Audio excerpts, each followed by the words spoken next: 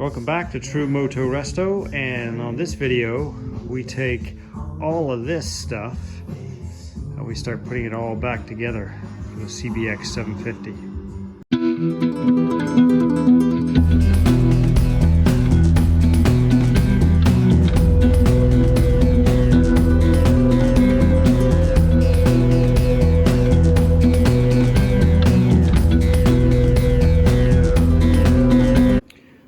So the whole process of putting all of this back together over the next series of videos, easier said than done. I mean, the actual fact of putting it all back together, I'm hoping isn't going to be overly complicated, but it is going to be a pile of work. So every single thing that has to go back on is going to have to be painted, cleaned, repaired, all of those things. So even once I get this engine back together, it's gonna have to be painted and masked up properly before it goes back into the frame. Similarly with the forks, they're gonna have to be cleaned up, potentially painted as well. A lot of the aluminum parts they've quite badly discolored. They're gonna have to be stripped, polished, and re-cleared. All of the the engine covers, the same thing. Right? That's gonna have to be redone. That's all gonna have to be sorted out. The body work still has to be finished and all repainted, and new decals will be put on. The exhaust pipes, while they're in decent shape, are filthy, so these all have to be cleaned, and some parts of them will have to be repainted as well. So carburetors are going to have to be cleaned, triple clamps. It's going to be probably 4 hours of cleaning just for these wheels. They're filthy, so that's all got to be sorted out. Potentially new bearings are going to go in there as well. So yeah, it's the actual putting of the bike into one functioning unit. If everything was ready to go, maybe a day or 2 days to do it. But when you've got to actually clean everything or repair things are going to have to get painted and then left to dry. So yeah, it'll take a little while, but we'll capture it all here and look forward to sharing that with everybody as we move ahead. All right, so I did the first cleaning on the mating surfaces. I'm going to give it one more going over with a little bit of acetone. But just used a razor blade to get any of the residue of the Loctite off there. And now all I'm doing is I'm just doing these by hand with my fingers, because I'm not cutting threads. All I'm doing is I'm just trying to clear them out. So this way I'm not trying to cut new threads into the aluminum. I'm just trying to make sure that there's no crap in the threads from the Loctite and the stuff they've used on here before. Alright, so before I start putting back the crankcase assembly, all the crankcase pieces together, there's about 11, there's 8 of them here, the first 8 that are the same thickness, and these are very, very, very thick copper crush washers. These are the OEM ones. I do have some that came with this Athena kit, but they are substantially thinner. So I'm going to do this and then I'll make a decision about which ones I'm going to use. But basically what my plan here is I'm going to anneal these with the propane torch and then sand them so any imperfections from being crushed are sanded out.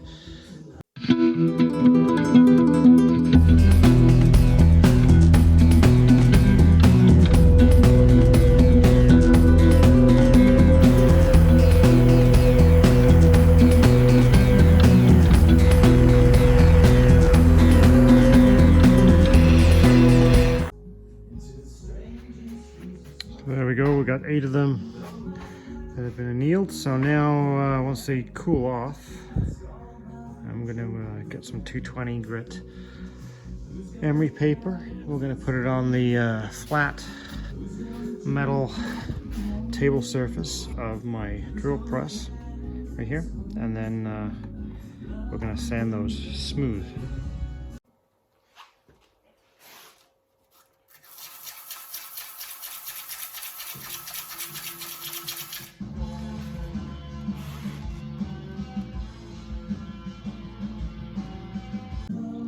Alright, so what I've just done here is I've just done basically a dry fit. So the idea behind that is just to make sure that I can place the bottom crankcase as easily as possible onto the top half of the crankcase, and I know how to maneuver those shift forks into place so that I'm not fumbling and farting around when I've got the case sealant already on there. So I just kind of wanted to do a practice run of that just to see how easily I would get that to seat. It is important that this thing is in neutral before you start assembling everything. Actually, I made sure it was in neutral before I took it apart. But so this is the stuff that I'm going to be using. It's a Moto Seal from Permatex. This is kind of a gray stuff. That's what's going to go between the cases. So the other thing I'll note here too is that all of these, I took them out one by one. All the threads have been cleaned. All of these copper washers have been sanded, cleaned, and re-annealed, so they should be nice and pliable and ready to reconform. And then the other thing I'm going to do is the instructions for these larger bolts. These are the ones that basically hold the crankshaft in place with the crank bearings, and this one too applies to, not that it holds the crankshaft, but they want, according to the shop manual, they want a lubricant, a moly disulfide lubricant. So actually I bought this ARP Ultra Torque fastener assembly lube. So you put this on the threads and underneath the flange of the bolt, and that will help make sure that we get the correct torque on those bolts.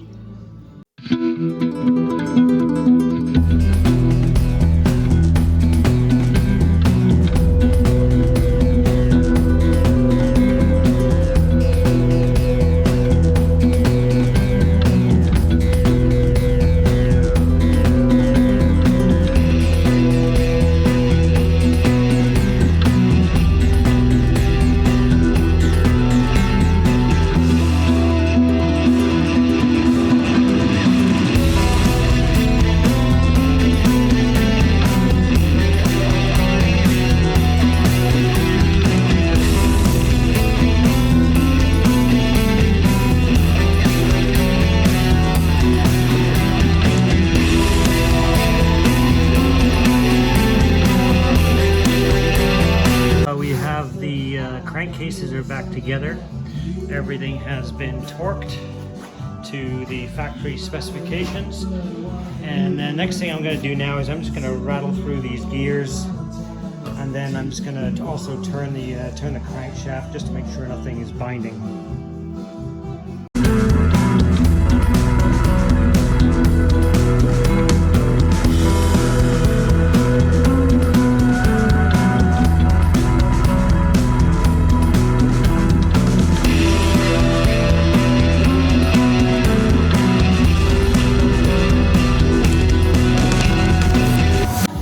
So we have the oil pump back in.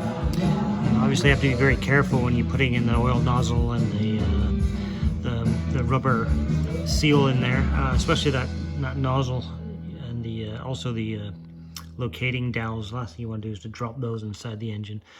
I guess with the dowels you might be able to get them out with a magnet, but that oil nozzle is aluminum, so that would be a whole lot of tears if that had fallen in. But anyway, I think we've got that thing mounted okay. There were no specifications in the manual for torquing that, so I just used the standard torque setting for 6mm bolts, which is what they are. All right, there's just the bottom side with a quick coat of paint on it before I flip it over, so that can dry before I get into doing the top side.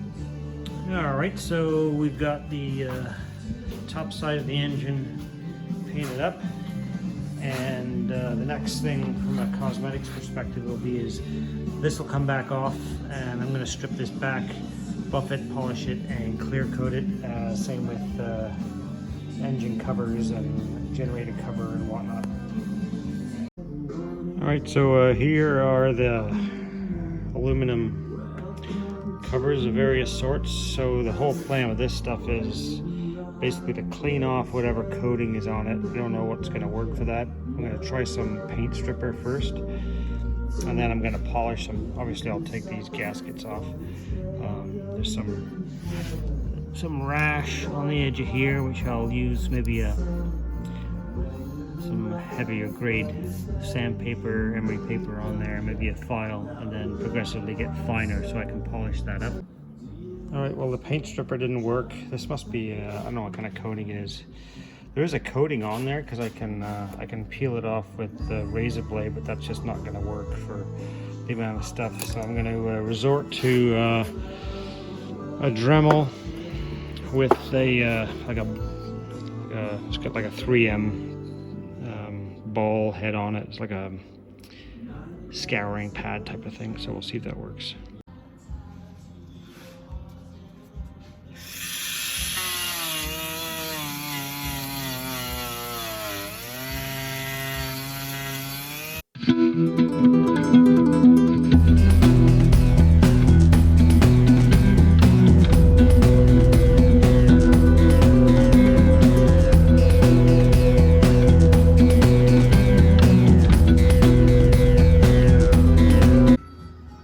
So there's the first section I've done using the Dremel. So that took probably about 20 minutes. So yeah, it's going to be a long, slow process.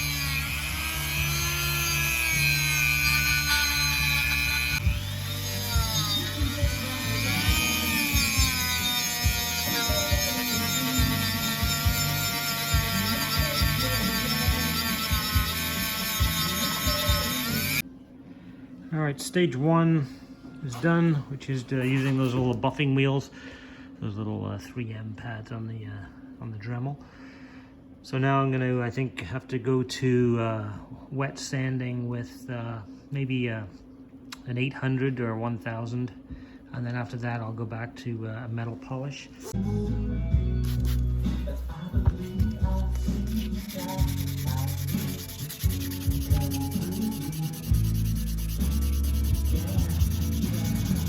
So I've done down to 1500. Actually, no, I did down to 1000 grit wet.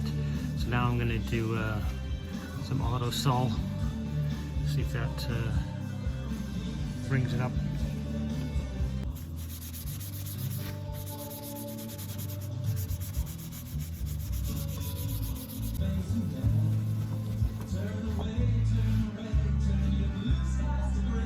Yeah, it's coming up pretty good. Not too bad. Well, there they are, all polished up. They came out as close to OEM looking as I think I could get. That's not too bad at all. So now I got to go see if I have any clear coat, any heat resistant clear coat in my supply. If not, I'll have to go and get some. I don't want to use a regular clear coat on these because after going through all this trouble, I don't want it to peel off. Alright, so started reassembling the swing arm. The linkage back on the bottom, and then the chain slider is back on there, and I also repainted the clutch cover. Forks all been cleaned, stripped, painted, and reassembled.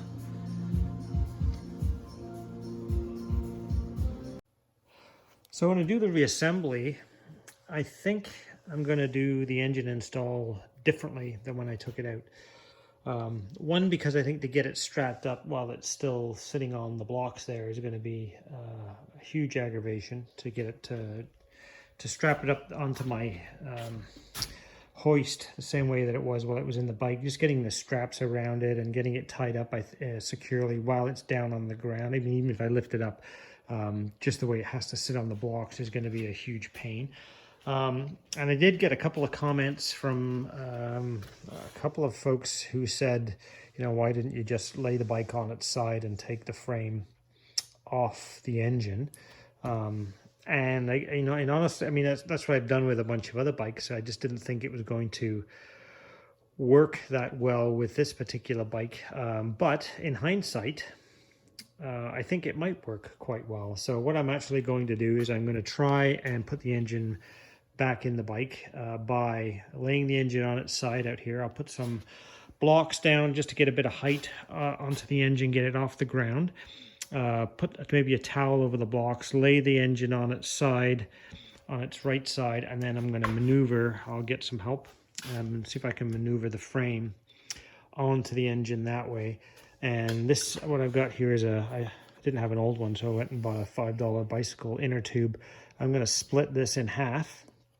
I'm going to cover the frame rails right around here and zip tie or tape those on as much as I can, probably right up to here, all the way around, up and around as far as I can get it, anywhere where it might bang, even on here as well if I can. And we'll see how it goes. So I think the plan would be to put this mounting bracket on already, so it's ready to go. Maneuver the engine so then I can mount that mount here and this mount here, and then I'll attach this one, this bracket and this mount, and then I might have to do this one and that one. I may have to do at the end, depends if I can get to it or not. And this one I might have to do from, the bolt is supposed to go this way, which I won't be able to do because it'll be too long probably. So I'll have to put it in this way first and then maybe switch it around later. So that's the plan.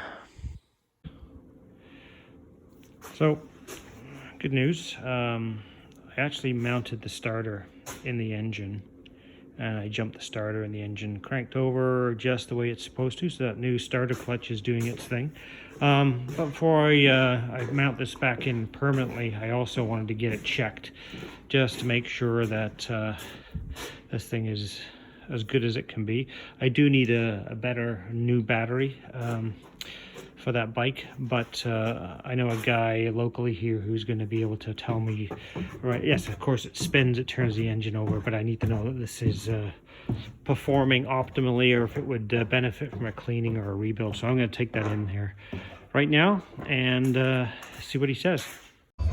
So yeah, I just dropped off the starter at the rebuilder.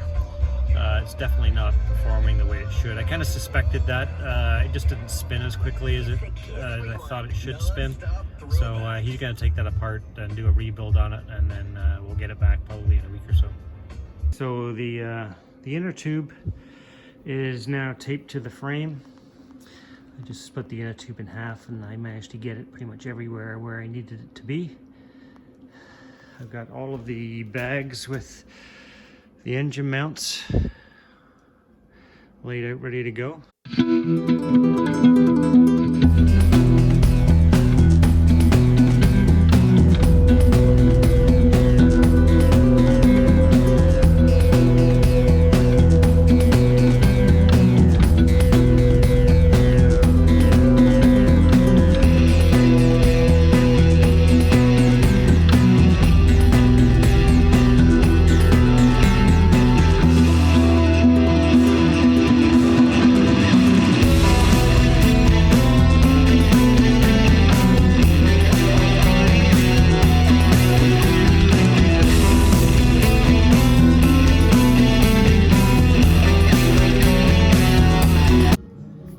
So the frame is mounted.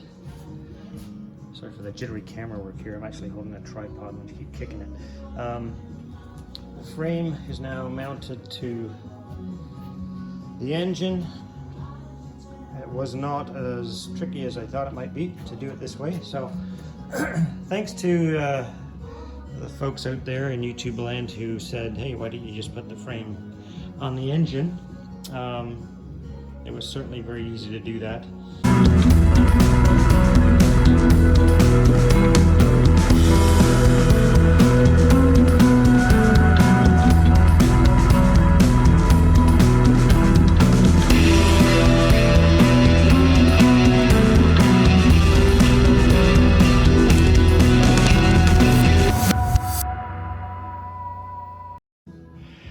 All right, we're getting there slowly.